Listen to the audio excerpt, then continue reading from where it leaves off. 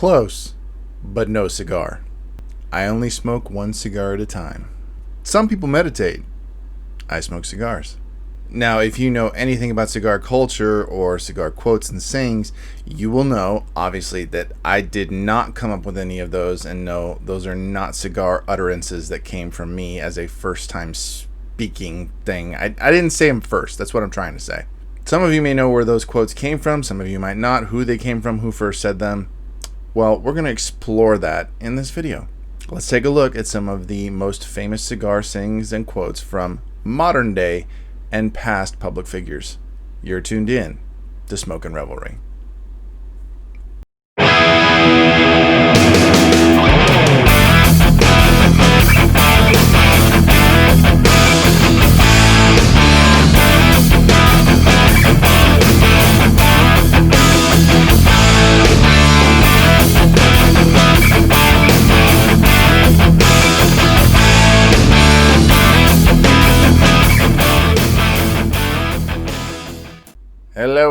Hello everyone. Thank you so much for tuning in to this latest video. As I said, you're tuned into Smokin' Revelry.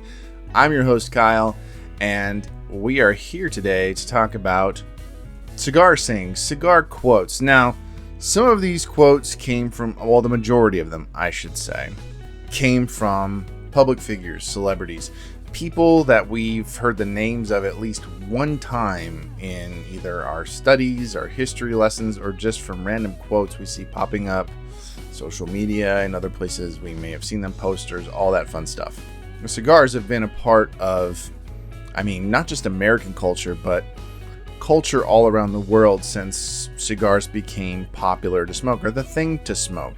You know, you think about cigarettes and other things we can smoke. Cigars have really been around for the longest time and have essentially, infiltrated our culture. They have been absorbed into our culture in various pockets and corners of so many facets of worldwide culture. Now, for me personally, I have heard a lot of these quotes and stuff in the last 6-7 years because I have delved much deeper into cigar culture and all of that good stuff. I've heard a lot of them, and a lot of them are, a number of them are funny, some of them are interesting, some of them are thought-provoking, and there are just others that are just like an excuse to talk about cigars, which obviously I have no problem with. But today I'm going to talk about some celebrity quotes and other quotes you may have heard before, where you may have heard they actually originated from a certain person, but they actually didn't, but they've been attributed to said person. So let's take a little bit of a dive into some of these quotes and saying that we're so, used to hearing, or that we've heard numerous times. Maybe you've been curious to the origins of where they came from. I'm going to satisfy said curiosity. So here we go. Number one, I think, is the obvious one, the most obvious quote that I want to just throw out there and get out of the way, and that is, close, but no cigar. I'm going to be 100% honest. I did not know the origin of that quote until today, when I started doing some research for, my next topic for my next video. I had no idea where that quote came from, because when you hear it, it doesn't really have any real world application. And basically it's something to describe not necessarily even a cigar, but basically kind of near miss situations. Something where you got close to a certain result or goal or something, but you didn't quite reach it and it was a miss, and people say, oh, close but no cigar. Maybe you're playing a game of like cornhole or something like that, just a simple, yard game where you're trying to throw the beanbag into the cornhole. And I miss all the time. And honestly, I don't even know if you could utter the phrase close but no cigar most of the time when I play, because I don't have the greatest aim. My hand-eye coordination is still kind of shitty because I never crawled when I was a baby. I know that that's 100% true. I never crawled. I went straight to walking because apparently I just wasn't interested in crawling. I'm still not interested in crawling. Anytime there's a situation where I have to crawl, I fucking hate it. So I don't know what that says about me, but hand-eye coordination sucks. Cornhole's not my game, but every now and then I get close. And so yeah, you could probably say close but no cigar in those instances, and you guys don't care. There may be a number of you who know exactly where that phrase comes from, and I'm going to tell you. Back in the day, during times when people would, spend time at carnivals, not something a lot of us do these days because the pastimes have changed over the centuries, But let's say back in like the, early 20th century, let's just go back that far. One of the games that people would play is basically that game. I don't know what it's called. I didn't bother to learn. But you know the game where I'm talking about, where you take the sledgehammer, you hit the thing. This is so bad. I'm trying to tell you origin of the story and I can't even really get the details correct. But it's that game where you take the sledgehammer and you make the puck go up and hit the bell. If you hit the bell, you win the prize. Back then, and probably still today, the game tends to be rigged. But what's not the same today as it was back then, rather, is that one of the prizes, or the usual prize you would get, because it wasn't kids who tended to play this game because it was a game of strength, a prize would be a cigar. And more often than not, people didn't hit the bell just because the game was rigged, because they want you to pay more money to play the game. And they don't really care if you win or not. They only care if you keep spending money to play the game. And I guess the common phrase that was used whenever somebody would not, actually hit the bell, which was a lot, was close, but no cigar. Basically saying, hey, you're almost there, but you're not getting a cigar. That is, unless you play again, which was usually the way that, they would try to goad guys, especially if, I think, gentlemen who were taking a lady out for the evening, out to the carnival for a good time, and he wanted to impress her, to show this lady how strong he really was. And in addition, he just wanted to also win a cigar, because smoking a cigar always sounds good. So, I mean, that's a scenario I would imagine would happen a lot, where a guy would try to impress a woman by showing him how strong she was. I don't know how much that would fly today, but, during that time, it was, pretty common. The prize was a cigar, and if you missed, you didn't get it, you were close, but no cigar. And just for my own edification, and also not to sound like a complete idiot, I did look again, and I guess the game is usually referred to as high strike or highball. I honestly never really paused to think about the name of the game, other than it's like, oh, that thing where you swing the hammer down, the thing goes up, you hit the bell. That's the game. But yeah, high strike or highball. And the prize used to be a cigar way back when. Obviously, that wouldn't be the case now, but, close, but no cigar. I don't know if that works there, but I said it anyway. Now, this next quote, I don't think I've ever really heard before. Not, very often. I mean, I'm sure I've heard it at some point before, but I never knew that it was something that was allegedly uttered by a great public figure, and that public figure happens to be Sigmund Freud. And the quote is, sometimes a cigar is just a cigar. Now, if any of you know anything about Sigmund Freud, he tended to focus his, psychological studies on sex and sexual behaviors and traits, but he also had a tendency to focus a little bit too much on phallic symbols and how they basically tied into almost everything we think about or everything that we do, or that's a really over generalization of it, but you guys get the idea. You've heard the term Freudian slip.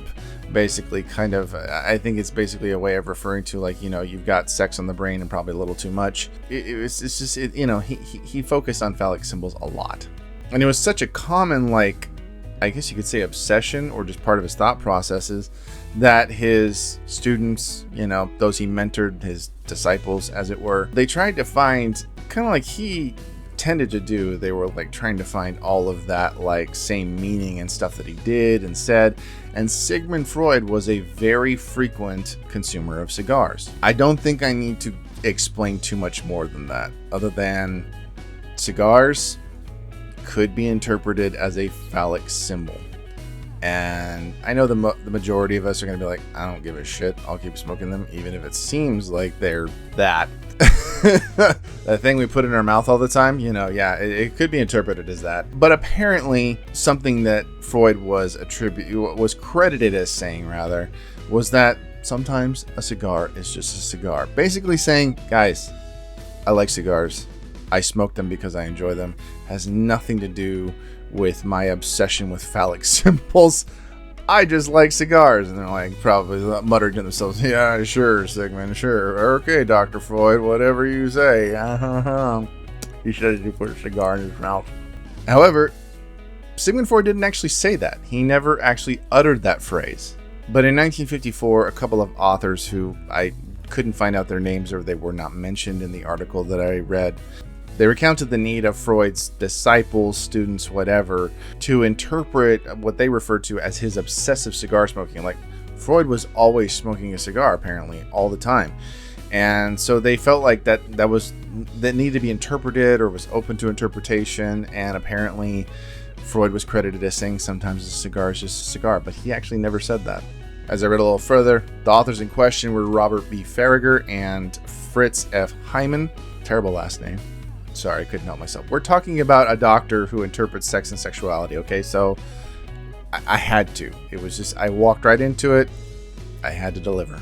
But I guess a positive from this could be that a lot of his students ended up taking up cigar smoking, basically as a way to curry favor with Dr. Freud. So all the weirdness aside, a lot of people started smoking cigars. So I see that as a win. This next quote, I honestly had never heard before. And it's honestly a really bad quote. I don't like it, and it's just weird. And I'm grateful that the one who allegedly said it didn't actually say it. And that quote is, "I love my cigar too, but I take it out of my mouth every once in a while." This quote has been attributed to none other than a legendary funny man, Groucho Marx. I guess in the 1950s, apparently he had a female contestant on his quiz show. This woman apparently had 22 children with her husband.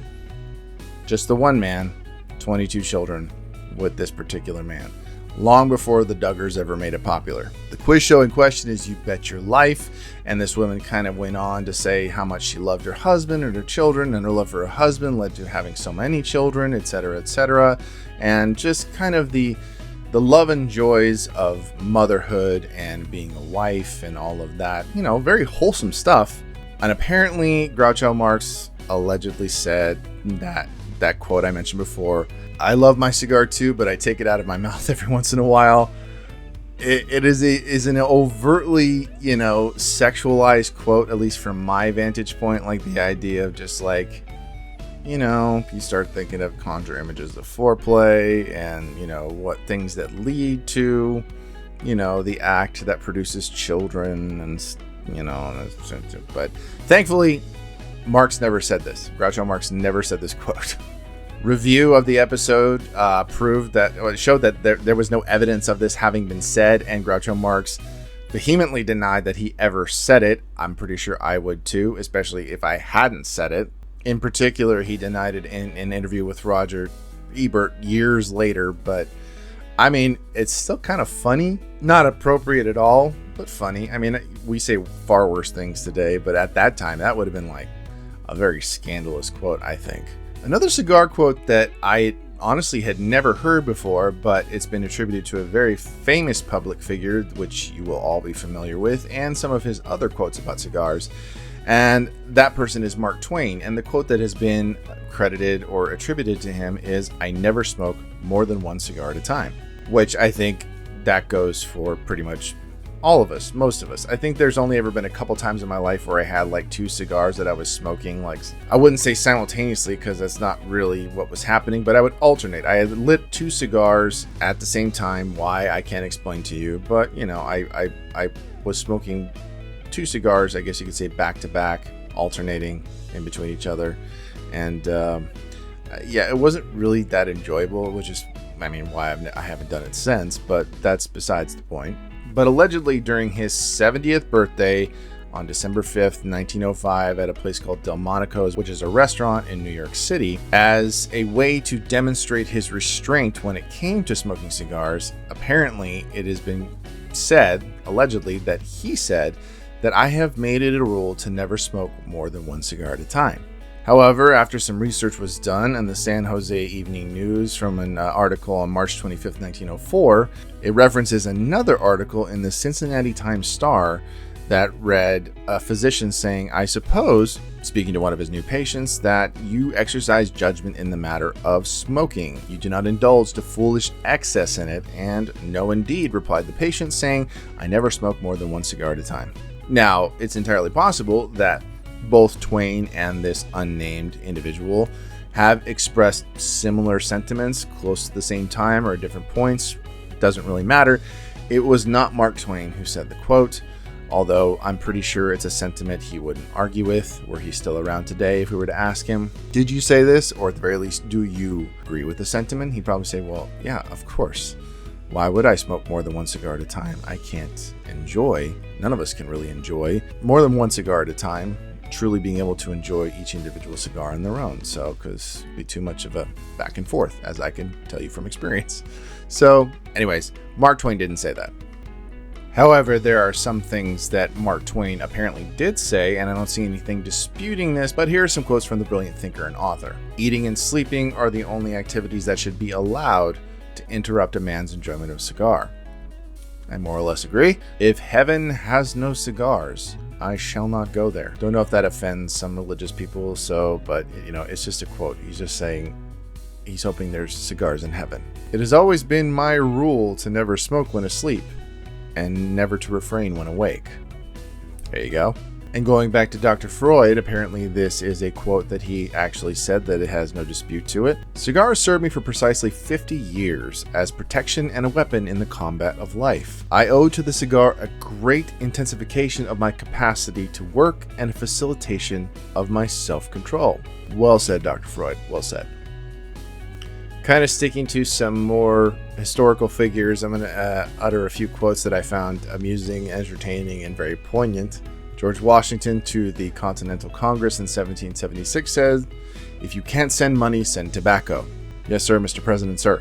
King Edward VII of England, after ending Queen Victoria's long smoking ban in court, "Gentlemen, you may smoke." Yeah, thank you, Your Majesty.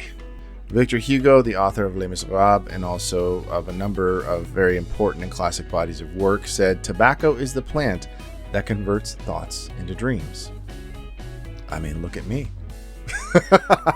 And a number of my other fellow cigar media and content creators and influencers. I mean, it's very true.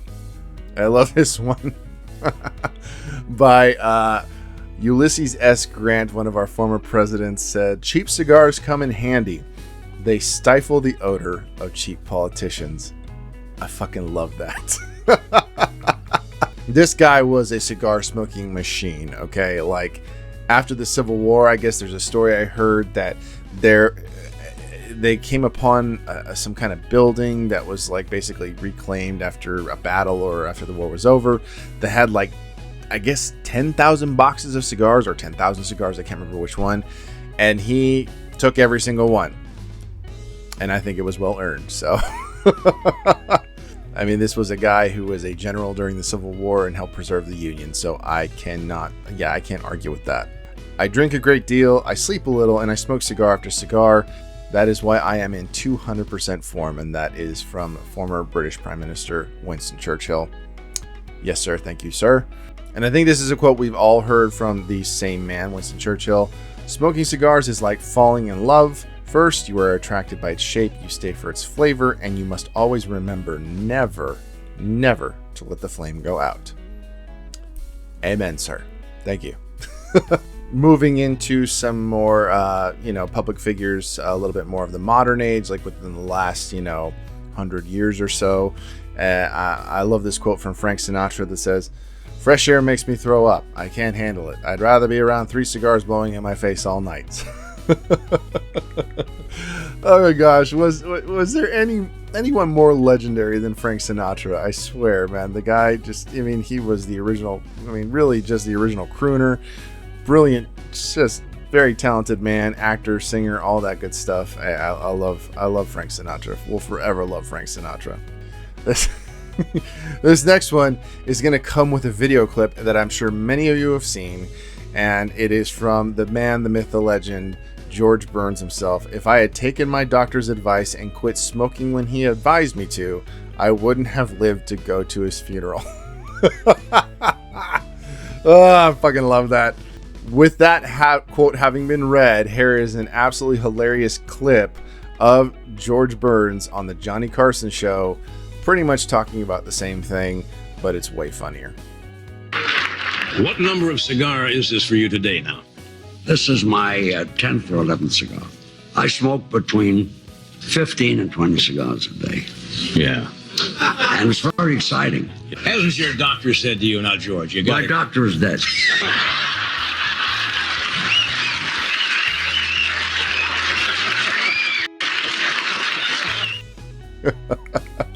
Guy smoked 10 to 12 cigars a day and outlived his friggin' doctor. I just, if you ever want a case for why cigar smoking is not nearly as unhealthy as people try to claim that it is, show him that video. Because George Burns lived to be in his early 90s, I think. I mean, maybe later. I can't remember how old he was when he died. But he was in his 90s, and he smoked 10 to 12 cigars a day. And then there was a gentleman, unfortunately, whose name eludes me, the oldest living Marine up to that point in time, lived to be, I think 113 years old or something like that.